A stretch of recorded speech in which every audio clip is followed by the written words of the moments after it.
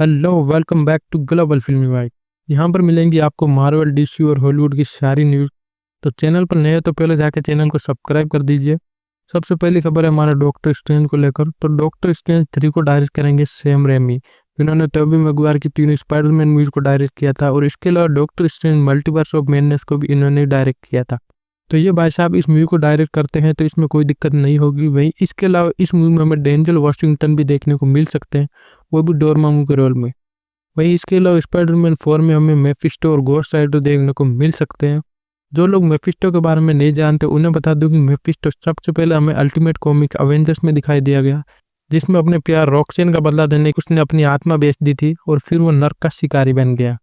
वहीं ghost rider की बात करें तो इस किरदार की कहानी तब शुरू होती है जब मोटरसाइकिल स्टंटमैन जॉनी विलेज अपने सरोगेट पिता को बचाने के लिए मेफिस्टो के साथ सौदा करने के बाद वो मेफिस्टो की सुपर पावर के साथ उससे बंध जाता है और फिर वो बनता है गोस्ट राइडर। इसके अलावा हमें स्पाइडरमैन 4 में डेयरडेविल और कुछ सिम्बायोट्स भी देखने को मिल सकते हैं और जॉन बेरेंथल हमें पनिशर के रोल में भी देखने को मिल सकते हैं। वहीं जेंडाई भी देखने को मिलेंगी इस मूवी में। लगता है स्पाइडरमैन 4 को ये लोग नो वे होम से भी बड़ी मूवी बनाकर ही छोड़ेंगे। इसके अलावा Marvel studios Hulk versus Wolverine की मूवी प्लान कर रहे हैं, जिसमें हल्क वर्सेस वुल्वरिन की लड़ाई दिखाई जाएगी। अगर ये खबर सच होती है तो भाई साहब मजा ही आ जाएगा। इसके अलावा कुछ टाइम पहले एक न्यूज आई थी कि डॉक्टर डूम की लव इंटरेस्ट स्कारलेट विच होगी, पर वो एक अल्टरनेट यूनिवर्स से होंगी। अगाथा ऑल अलोंग के बाद वांडा के दोनों बच्चे जिंदा हो गए और वहीं स्कारलेट विच और डॉक्टर डूम की स्टोरी लाइन में एक दूसरे के साथ प्यार में होंगे। वहीं कुछ रिपोर्ट्स की माने तो क्रिस इवांस डूम्सडे में मल्टीपल कैरेक्टर प्ले कर सकते हैं और उन्हीं में से एक स्टीव रोगर्स का होगा, जो कि टाइम में काफी पीछे चला गया था पेगी कार्टर के लिए। भाई साहब अब पता नहीं क्रिस इवांस कौन कौन से रोल में देखने को मिलेंगे अवेंजर्स डूम्सडे में। इसके अलावा हमारे क्रिस हेम्सवर्थ भैया भी हमें अपकमिंग अवेंजर्स मूवी में थोर के रोल में देखने को मिलेंगे। और इसके अलावा जॉर्ज मिलर केविन फीजी से मुलाकात की थोर 5 को डायरेक्ट करने को लेकर, और ये मीटिंग क्रिस हेम्सवर्थ ने ही अरेंज करवाई थी, क्योंकि कुछ टाइम पहले आई फ्यूरियस मूवी को मिलर ने डायरेक्ट किया था, जिसमें हमारे क्रिस हेम्सवर्थ भी देखने को मिले थे विलन के रोल में। वही अवेंजर्स सीक्रेट वॉर्स में हमें माइकल चिकलिस वाले थिंग और द एंग्री एविल वर्जन वाले हल्क की फाइट देखने को मिल सकती है। अगर ये सच में होता तो हल्क वर्सेस द थिंग की फाइट देखने में बहुत ही ज़्यादा मजा आएगा। वहीं कुछ दिन पहले डेविड कॉरेंसफील्ड यानी हमारा न्यू सुपरमैन लंदन में देखे गए थे, जहाँ पर the Supergirl women of tomorrow की शूटिंग स्टार्ट की गई थी।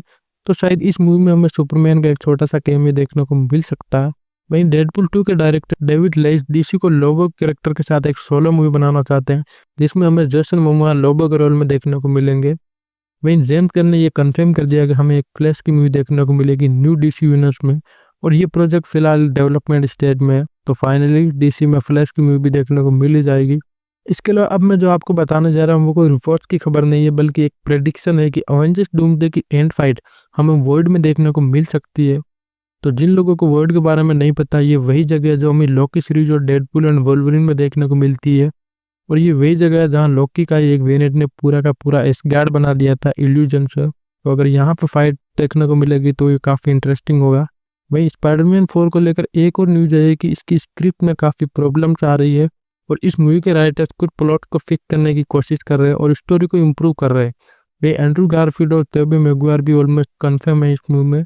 वहीं नो वे होम की सक्सेस के बाद सोनी और केविन फेजी काफ़ी प्रेशर में एक बेटर मूवी डिलीवर करना चाहते हैं।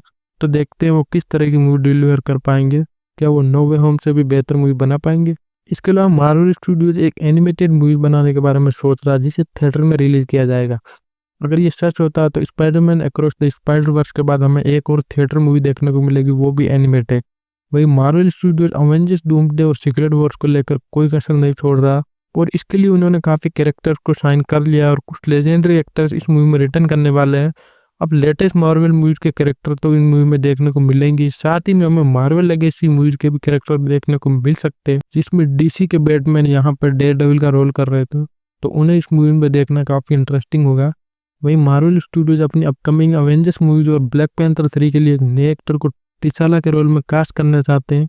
तो ये देखना काफ़ी इंटरेस्टिंग होगा कि कौन होंगे हमारे नए ब्लैक पैंथर। वहीं मैट रीव्स ने यह कंफर्म कर दिया कि डीसी के बैटमैन की अगली सीक्वल मूवी विंटर टाइम में सेट होगी, एकदम ठंडी और बर्फीली जगह में। इसके अलावा विल्सन बेथेल हमें कैप्टन अमेरिका के रोल में देखने को मिलने वाले थे और ये ऑलमोस्ट कंफर्म भी हो गया था, और उन्होंने इस रोल के लिए सारी स्क्रीनिंग टेस्ट भी दे दिए थे और कैप्टन अमेरिका के सूट भी इन पर एकदम परफेक्ट लग रहा था।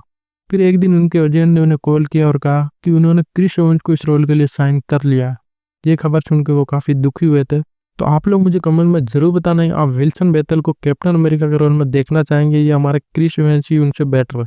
वहीं कैप्टन अमेरिका के दोस्त बक्की यानी सेबेस्टियन स्टैन ने कहा कि वो एमसीयू में 2 प्रीक्वल प्रोजेक्ट करने के लिए काफ़ी इंटरेस्टेड है, जिसमें पहला प्रोजेक्ट होगा फर्स्ट एवेंजर, जिसमें स्टीव रॉजर्स और बक्की बैरन्स की फ्रेंडशिप को एक्सप्लोर किया जाएगा, और दूसरा प्रोजेक्ट होगा विंटर सोल्जर, जिसमें दिखाया जाएगा कि कैसे विंटर सोल्जर ब्लैक विडो को ट्रेनिंग देते हैं।